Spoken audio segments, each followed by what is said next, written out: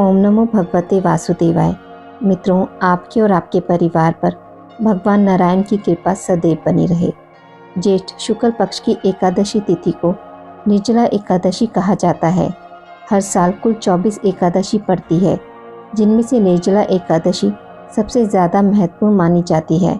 मान्यता के अनुसार इस व्रत को करने से साल भर की सभी एकादशी का फल प्राप्त होता है और भगवान विष्णु की विशेष कृपा बनी रहती है। इस दिन निर्जला उपवास का पुण्य साल की 24 एकादशी के बराबर होता है। इस व्रत में पानी पीना वर्जित होता है, इसलिए इसे निर्जला एकादशी कहते हैं। निर्जला एकादशी का व्रत करने से धर्म, अर्थ, काम और मोक्ष की प्राप्ति होती है। चलिए सुनते हैं निर्जला एकादशी व्रत की कथा।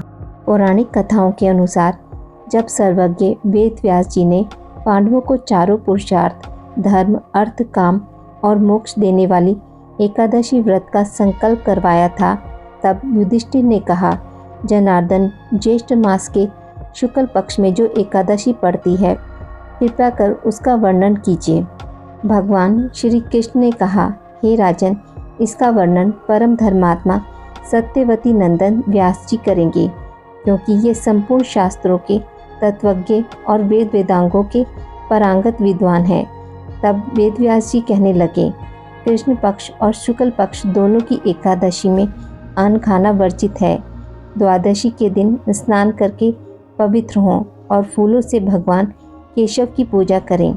फिर नित्य कर्म समाप्त होने के पश्चात पहले ब्राह्मणों को भोजन देकर अंत में स्वयं भोजन करें। यह सुनकर भीमसेन बोले, परम बुद्धिमान पितामह, मेरी उत्तम बात सुनिए। राजा युधिष्ठिर, माता कुंती, द्रौपदी, अर्जुन, नकुल और सहदेव ये एकादशी को कभी भोजन नहीं करते तथा मुझसे भी हमेशा यही कहते हैं कि भीमसेन, एकादशी को तुम भी ना खाया करो, परंतु मैं उन लोगों से यही कहता हूँ कि मुझसे भूख नहीं सही जाएगी। भीमसेन की बात सुनकर व्यास जी ने कहा, यदि तुम नरक को दूषित समझते हो और तुम्हें स्वर्गलोक की प्राप्ति अभिष्ट है और तुम दोनों पक्षों की एकादशियों के दिन भोजन नहीं करना। भीमसेन बोले, महाबुद्धिमान पितामह, मैं आपके सामने सच कहता हूँ, मुझसे एक बार भोजन करके भी व्रत नहीं किया जा सकता, तो फिर उपवास करके मैं कैसे रह सकता हूँ। मेरे उदर में वृक नामक अग्नि सदा प्रज्वलित रहती है, अतः मैं बहुत अधिक खाता हूँ, तभी यह शांत होती है। इसलिए महामुनि, मैं पूरे वर्ष भर में केवल एक ही उपवास कर सकता हूँ, जिससे स्वर्ग की प्राप्ति सुलभ हो तथा जिसके करने से मैं कल्याण का भागी हो सकूं। ऐसा कोई एक व्रत निश्चय करके बताइए, मैं उसका यथोचित रूप से पालन करूंगा। व्यास जी ने कहा, भीम, ज्येष्ठ मास में सूर्य वृष राशि पर हो या मिथुन राशि पर, शुक्ल पक्ष में एकादशी हो, उसका यत्न पूर्वक निर्जला व्रत करो। केवल कुल्ला या आचमन करने के लिए मुख में जल डाल सकते हो। उसको छोड़कर किसी भी प्रकार का जल विद्वान पुरुष मुख में ना डाले, अन्यथा व्रत भंग हो जाता है।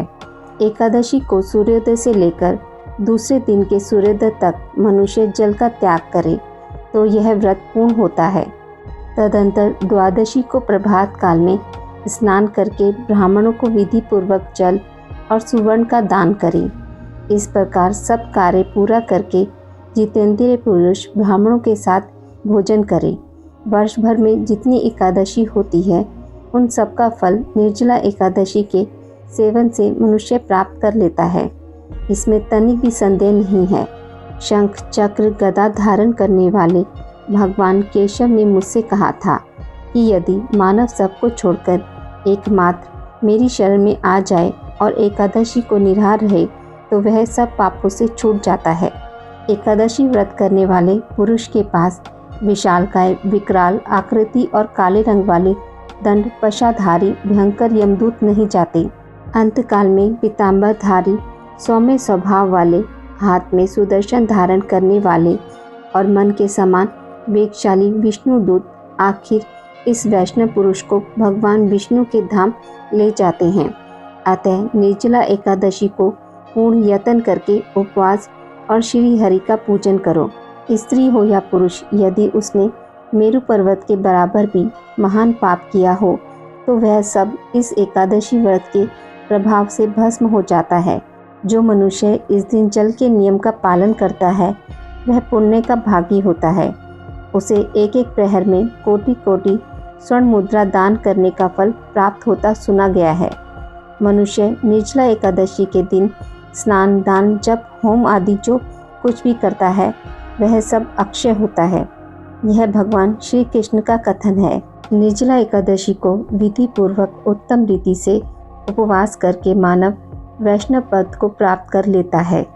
जो मनुष्य एकादशी के दिन अन्न खाता है वह पाप का भोजन करता है। इस लोक में वह चंडाल के समान है और मरने पर दुर्गति को प्राप्त होता है। जो ज्येष्ठ के शुक्ल पक्ष में एकादशी को उपवास करके दान करेंगे वे परम पद को प्राप्त होंगे। जिन्होंने एकादशी को उपवास किया है वह ब्रह्म हत्यारे, चोर तथा गुरु दोनों ही होने पर भी सब पातकों से मुक्त हो जाते हैं। कुंती नंदन निर्जला एकादशी के दिन श्रद्धालु स्त्री पुरुषों के लिए जो विशेष दान और कर्तव्य विहित है उन्हें सुनो। उस दिन जल में शयन करने वाले भगवान विष्णु का पूजन और जलमय धेनु दान करना चाहिए अथवा प्रत्यक्ष धेनु या घृतमय धेनु का दान उचित है।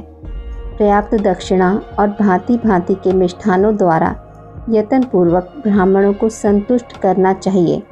ऐसा करने से ब्राह्मण अवश्य संतुष्ट होते हैं और उनके संतुष्ट होने पर श्री हरि मोक्ष प्रदान करते हैं।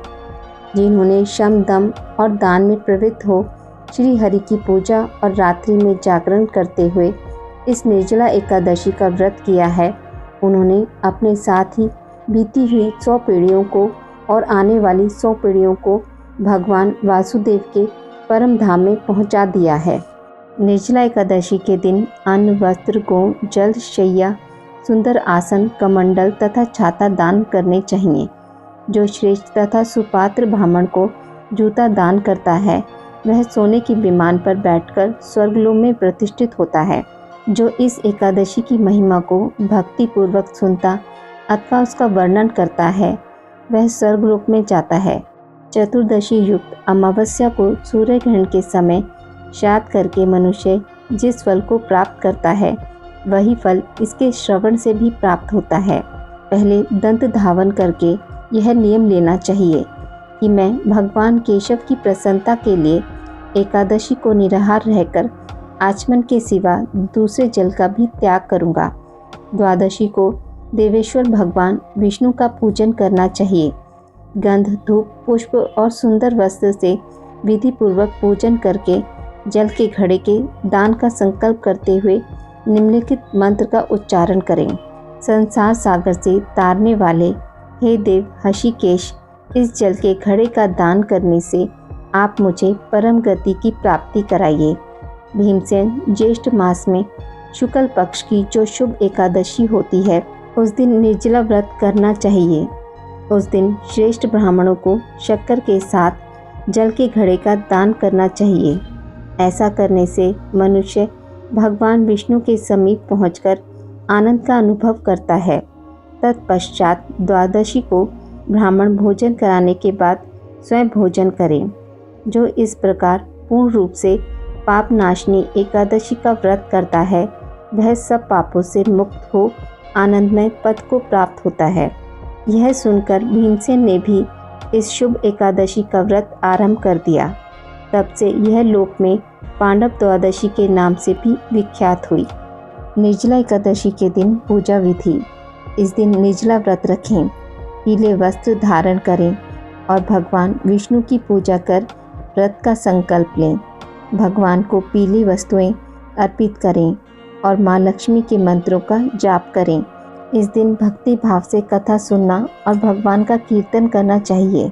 अगले दिन द्वादशी में भी स्नान कर श्री हरि को अन्न जल ग्रहण कर व्रत को पारायण करें। ऐसा करने से पापों का नाश होता है। इस दिन व्रती को चाहिए कि वह जल से कलश को भरे व सफ़ेद वस्त्र को उस पर ढककर रखे और उस पर चीनी तथा दक्षिणा रखकर ब्राह्मण को दान दे। आज की इस वीडियो में बस इतना ही। मित्रों, आपको यह कथा अच्छी लगी हो तो मेरे वीडियो को लाइक और शेयर ज़रूर करें और पूजा पाठ से जुड़ी जानकारी के लिए मेरे चैनल को सब्सक्राइब करना ना भूलें। धन्यवाद।